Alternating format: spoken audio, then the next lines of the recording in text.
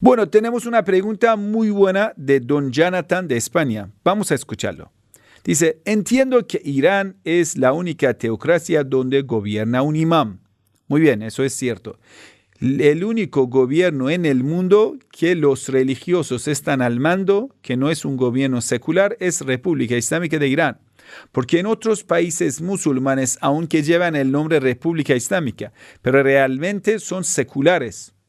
Las leyes de Dios no están al mando. Entonces, el único país en el mundo que los religiosos están al mando y van a ser vigentes las normas islámicas es la República Islámica de Irán, la República Islámica de Irán. Muy bien. Entonces, ¿qué dice el hermano? Muy buena pregunta. Le queremos agradecer por esa pregunta filosófica profunda. Muy buena pregunta. Dice, bueno, sabemos que Irán es un gobierno islámico. Y las leyes del Corán son de obligatorio cumplimiento. Pero, ¿esto no contradice al libre albedrío? Esto que usted va a imponer una ley y exige que una persona tiene que acatar una norma islámica, ¿no contradice el libre albedrío? Si a una persona le obligas a acatar las leyes islámicas, esa persona no puede elegir entre el bien y el mal. ¿No sería mejor que el gobierno del Estado no se meta en la religión y sean las personas que libremente decidan acercarse a Dios? El Estado como mucho podría ofrecer propagandas a favor del Islam, pero nunca obligar. Espero su respuesta, que sea feliz. Muchas gracias. Muy buena pregunta, muy buena pregunta. A ver, ¿qué es la obligación de un gobierno islámico y cómo ese gobierno islámico va a poner en práctica las normas islámicas? Vamos a ver. Las normas islámicas nosotros las vamos a dividir en dos partes. Las normas que tienen que ver con la vida individual de la persona. Por ejemplo, la cosa que una persona hace en su casa. Las normas que tienen que ver con la vida de la sociedad. Muy bien. El gobierno islámico, ¿en qué parte puede meterse? ¿En qué parte no tiene permiso para meterse? Todos los sabios musulmanes dicen el gobierno islámico no tiene el permiso de entrar en asuntos de la vida individual de la persona.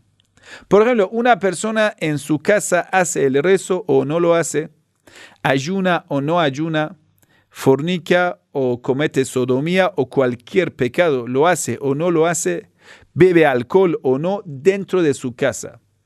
¿Eso tiene que ver con el gobierno islámico? Todos los sabios dicen no. Entonces, por ejemplo, en Irán nunca se permite que policía vaya a vigilar dentro de una casa a ver dentro de la casa qué está pasando.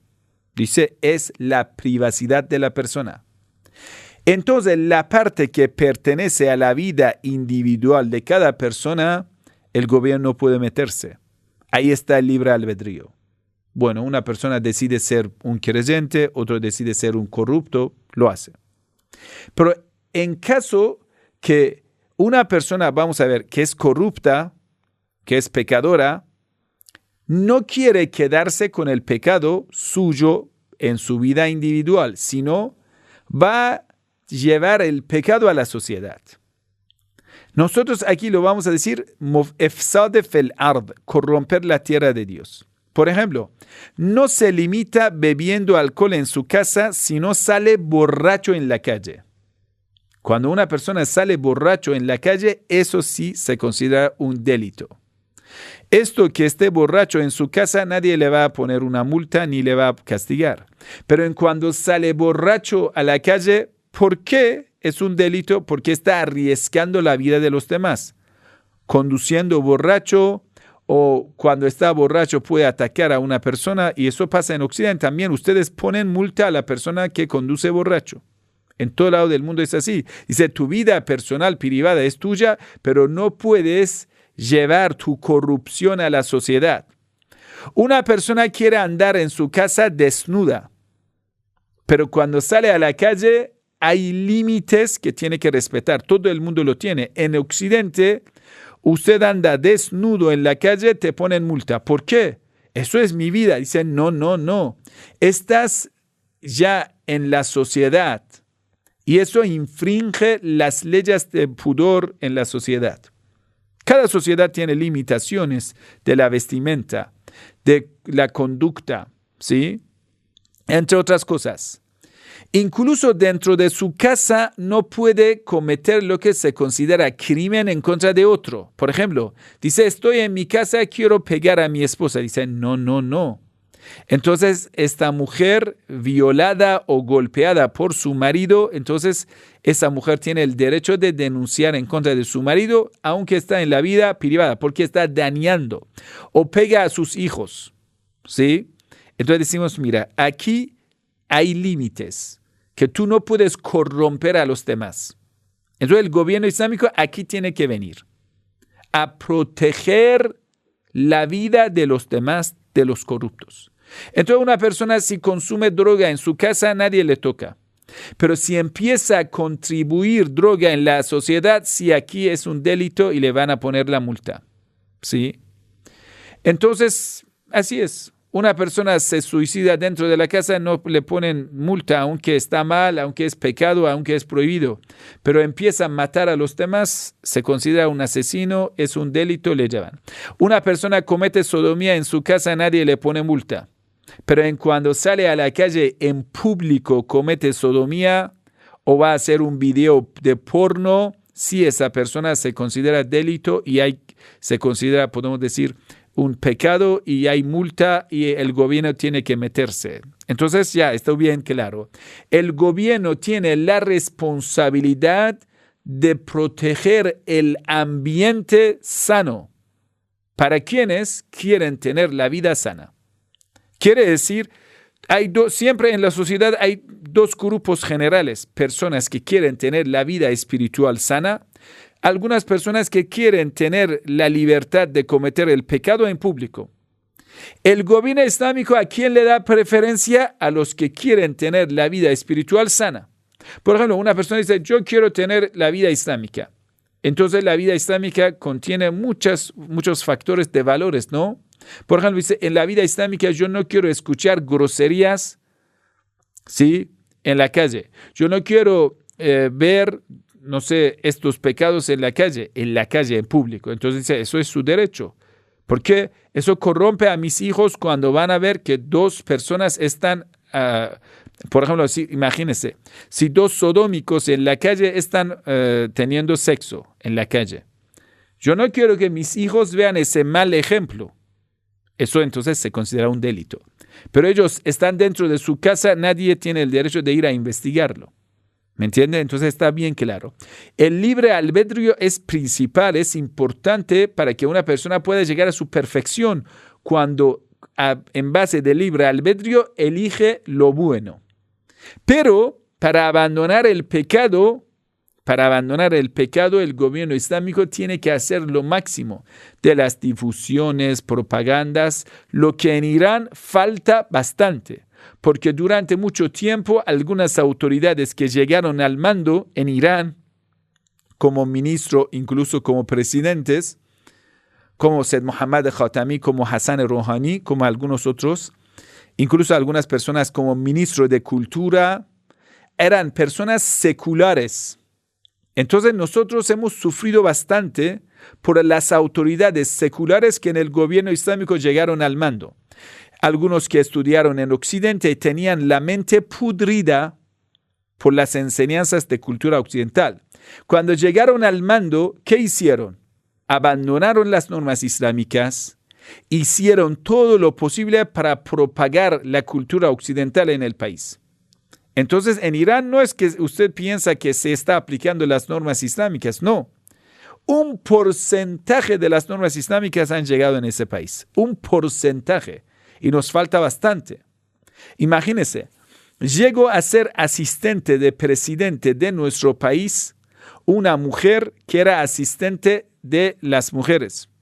Ella habló de dar seguro a las prostitutas. Quiere decir, de alguna forma, considerar oficial, o vamos a decir legal, lo que es ilegal. La prostitución en Irán es ilegal.